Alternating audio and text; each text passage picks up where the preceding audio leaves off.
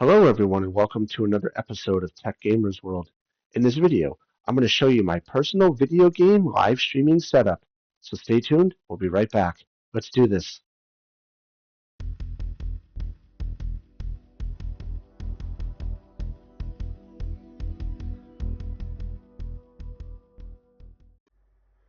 Okay everyone, welcome back.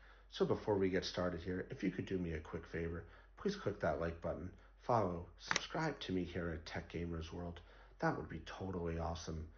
I'm always dropping new content from the world of video games and technology, and I would love for you to be part of my virtual adventures. So now that that little selfless plug is done, let's get to it. So as I said in the introduction to this video, I'm going to show you my personal live streaming setup and how I stream video games to YouTube and TikTok in 2026. So I am primarily a console gamer. I would say I use my consoles for 90% of my video gaming. I do also have a gaming PC that also doubles as my media and video editing PC. So I primarily game on the Nintendo Switch 2, the Microsoft Xbox Series X, and the Sony PlayStation 5, plus, of course, PC gaming. So when I first started live streaming a couple years ago, I was doing it on a shoestring budget. I literally would drape a cable across the floor to connect it to my PC so that I could live stream. That was such a nightmare. I literally, every time I wanted to switch consoles, if I wanted to live stream from the Microsoft Xbox or the Nintendo Switch, I had to move the cable around. It would stop working. I'd have to reboot the PC. It was just a nightmare. So what I did was I upgraded my setup, and I tried to do it on a budget because we all know I spent the majority of my money on my consoles and the PC. So here's what I did. I installed an Elgato 4K video capture card inside of my computer. Now that was the biggest expense at a couple of $100s. I then took the outputs from the Nintendo Switch, the Microsoft Xbox, the Sony PlayStation, my NES Classic, and my Apple TV. And instead of bringing them straight into the TV or my gaming computer, I brought them to a $30 4K 60 frames per second capable switch. So you can see there all the HDMI inputs from the devices go into this switch. Now, instead of draping a cable across the floor, I bought myself 30-foot fiber optic HDMI cables, and I looped them around the baseboard in my gaming room. Unfortunately, I can't get under the floor because it's solid concrete underneath the wood. So I just ran them around the baseboard. So the fiber optic goes in to the Elgato 4K video capture card, and then the output comes out, loops back around, and then goes up through a conduit in the wall straight into my TV. Now, believe it or not, that was not that expensive. The cables were more expensive than the switch, and it works great. I also ran a USB cable so that I have a 4-port USB splitter right there that I can use. And then I obviously just looped that back, and that connects into the back of my devices. So that is the only cable I have to move.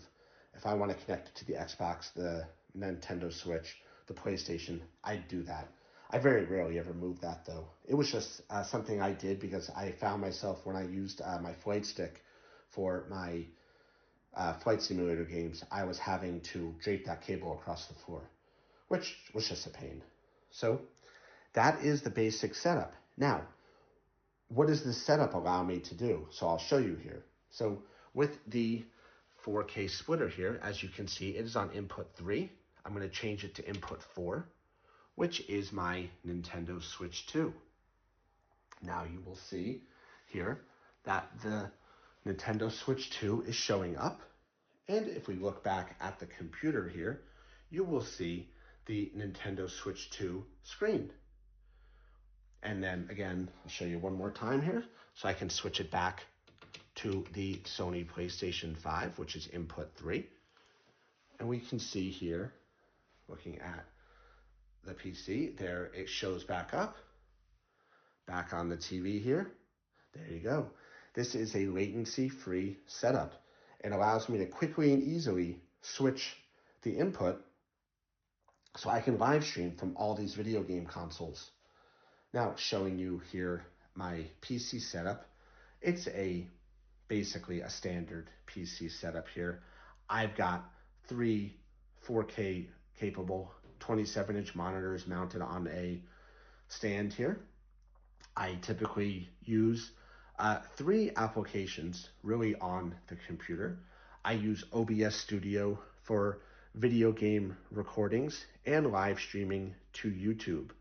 I have OpenShot Video Editor here. This is my main video editing application for editing all of my videos and creating content. It is free. It is awesome. I highly recommend it.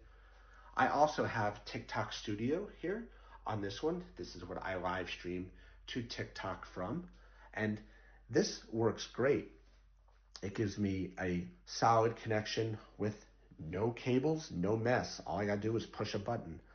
I've got your standard lights here to light up my adorable face when I'm live streaming.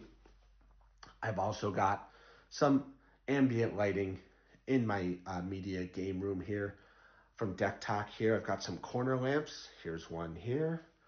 I've got one from on the RGB lighting behind the TV, just for that ambiance. Everybody loves that kind of stuff. And believe it or not, they are really cheap. It's like $50 for those lights, maybe 30 or 40 bucks for those lights as well. And they are great. They are Wi-Fi enabled. You can change the color. You can make them react to the lighting, because when you're live streaming, people love that kind of stuff. I've also got here my retro pixel art display. This is a Divoom Pixo 64. It's pretty awesome. It's all Wi-Fi.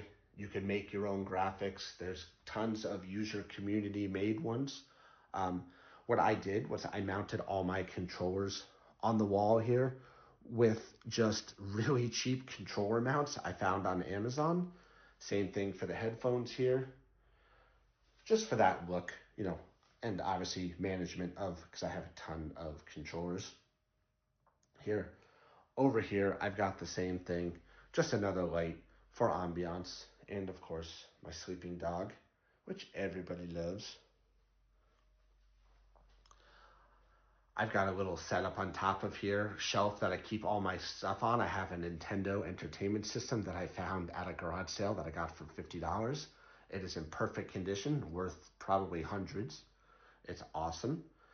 That's basically my setup.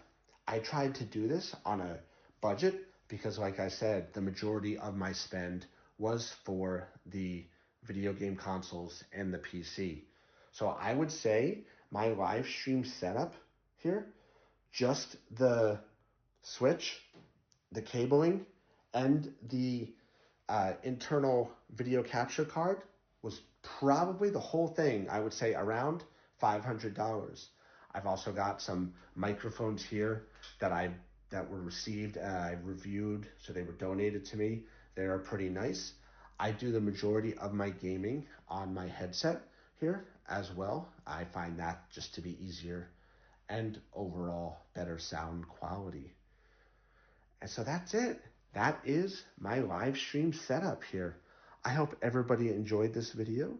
If anyone has any questions or would like some advice or guidance on how to set up their live streaming so they can have the best experience, definitely drop a comment down below and I would be more than happy to help you out.